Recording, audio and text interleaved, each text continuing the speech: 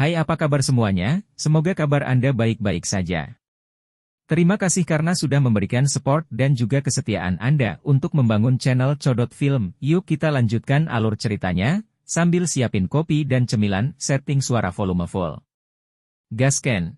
Keterampilan bertarung abadi tingkat rendah, seru Xiao yang bergema di ruang batu.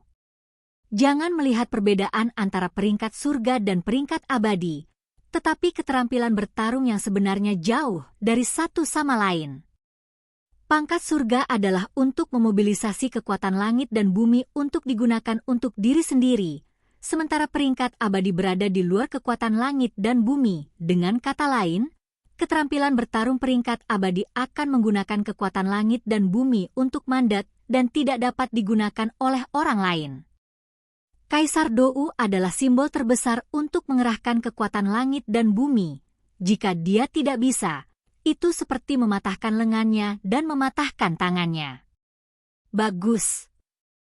Ini adalah seperangkat keterampilan bertarung yang menggunakan penggaris sebagai serangan, yang tepat untuk menghadapi penguasa kuno api abadi di tanganmu. Raja Naga Emas memandang Xiao Yan di depannya dan berkata, "Panggil penguasa abadi api abadimu terlebih dahulu. Jika kamu ingin melatih keterampilan bertarung ini, kamu harus terlebih dahulu melunakkan penguasa." Raja Naga Emas buru-buru berkata ketika Xiao Yan hendak membuka gulungan itu. Ledakan. Ketika Xiao Yan baru saja menyentuh gulungan Dao, ketika ledakan menderu terdengar dari kedalaman pikiran Xiao Yan, jiwanya bergetar hebat pada saat ini, dan kemudian penglihatannya berangsur-angsur menjadi kabur, dan ketika dia kembali ke akal sehatnya, tetapi ditemukan bahwa dia berada di tempat yang asing. Melihat dengan hati-hati, ruang ini tidak lebar, kosong dan tanpa sedikit pun kemarahan. Mata Xiao yang sedikit menyapu, dan kemudian tiba-tiba berhenti di suatu tempat di ruang hampa, di mana sesosok berdiri dengan tangan di belakang punggungnya. Ini sosok itu sangat biasa. Xiao Yan hampir tidak bisa melihat napas sedikit pun dan tanda-tanda pertempuran Qi yang berasal dari tubuhnya, dan penampilannya seperti orang biasa yang paling biasa. Namun, indera visual ini membuat hati Xiao Yan semakin bermartabat. Bagaimana dia bisa menjadi orang biasa yang bisa muncul di tempat yang begitu aneh? Jika dia tidak buruk, sosok ini seharusnya dia adalah penguasa sejati dari surga pemecah lapisan ketujuh penggaris. Ini seharusnya menjadi ruang memori yang tersembunyi dalam keterampilan bertarung. Sosok ini bukan pembangkit tenaga listrik yang nyata, tetapi fragmen memori dari masa hidupnya. Melihat sosok itu, Xiao Yan sedang berpikir. Dengan pengalamannya saat ini, dia tidak akan terkejut. Setelah sedikit merenung, dia menemukan detail sosok ini. Dan seperti yang diharapkan Xiao Yan, sosok ini tidak melihat ke sisi Xiao Yan. Tak lama setelah yang pertama memasuki ruang ini, ada suara sejelas air yang perlahan terdengar di ruang angkasa. Penguasa penghancur langit 7 lapis, keterampilan bertarung tingkat rendah dari peringkat abadi, diciptakan oleh kombinasi kekuatan hidupku dan keterampilan bertarung ratusan sekolah. Keterampilan bertarung peringkat suci koin lurus. Kaki dibagi menjadi 7 level, dan setiap level sangat kuat. 7 kaki ditumpuk bersama, dan kekuatannya langsung ke keterampilan bertarung peringkat suci. Mata Xiao Yan menjadi lebih cerah dan lebih cerah ketika dia mendengar suara polos yang seperti bahasa narasi diri. Superposisi penguasa 7 kali lipat sebenarnya dapat dibandingkan dengan keterampilan bertarung tingkat suci. Xiao Yan sangat terkejut. Orang yang menciptakan keterampilan bertarung ini benar-benar layak menjadi pembangkit tenaga listrik yang nyata. Keterampilan bertarung tingkat langit yang asli telah disempurnakan dan sangat sakral. Jika kamu bisa mendapatkan rahasia kursi ini, kamu bisa dianggap sebagai orang yang beruntung.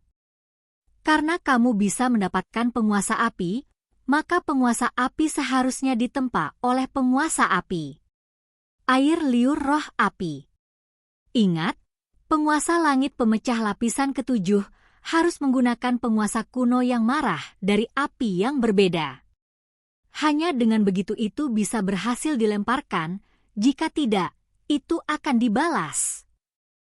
Mendengar ini, Xiao Yan tertegun sejenak, dan kemudian dia menjadi berpikir. Ternyata benda aneh yang dikelilingi oleh penguasa kuno api abadi di tangannya sekarang adalah yang disebut penguasa api abadi kuno yang marah dan diubah oleh Huo Ling Xiao.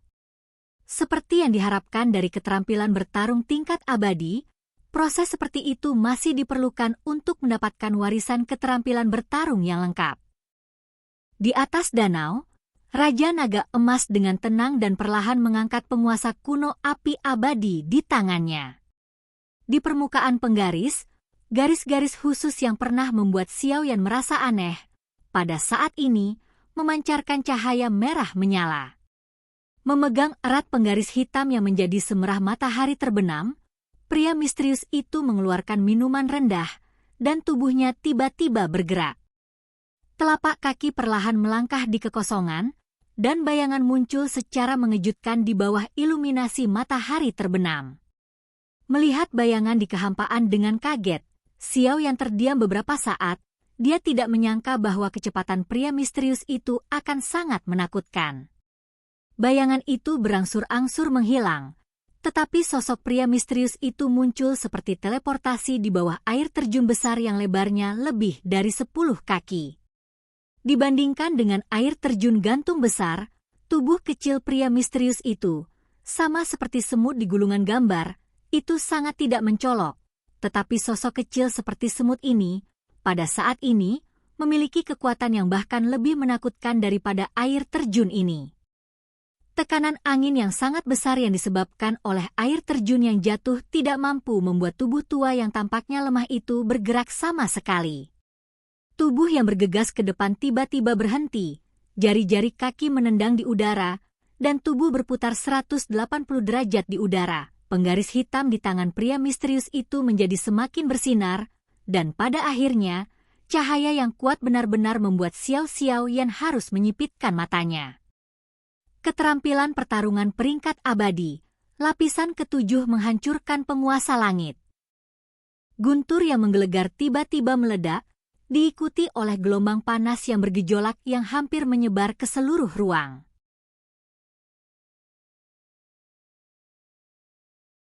Boom!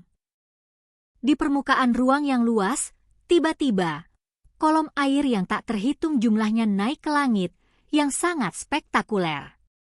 Di antara kolom air di langit, tenda merah besar tiba-tiba muncul. Dimanapun tenda merah itu lewat, kolom air menghilang, digantikan oleh kabut air yang meresap. Bang! Cahaya merah itu seperti kejutan, menyapu danau seperti kilat, mengayunkan gelombang air setinggi 10 meter, dan kemudian menabrak air terjun yang deras. Boom, boom, boom. Ledakan besar guntur terus bergema di lembah, dan puing-puing yang tak terhitung jumlahnya jatuh dari dinding batu satu demi satu. UU membaca www.uukanshu.com. Menutupi telinganya dengan tangannya, Xiao Yan menatap momentum serangan dengan mulut terbuka lebar. Setelah beberapa saat, dia menelan ludah dan mengalihkan pandangannya ke air terjun tiba-tiba. Embusan angin bertiup dari danau, uap air di lembah dengan cepat menghilang, dan air terjun besar di belakang kabut akhirnya perlahan mengungkapkan wajah aslinya. Melihat air terjun yang muncul dengan mata terbelalak, Xiao Yan lesu sejenak, lalu perlahan menutup matanya dan mengambil napas dalam-dalam, pusing muncul di kepalanya. Air terjun pada saat ini, aliran air yang besar, telah terputus, dan di atas batu besar di belakang air terjun, jurang yang panjangnya lebih dari 10 kaki dan lebar 3 atau 4 kaki melintas dengan menyilaukan. Di tepi selokan, retakan kecil yang tak terhitung jumlahnya menyebar di seluruh dinding batu, tampak seperti harimau yang merayap.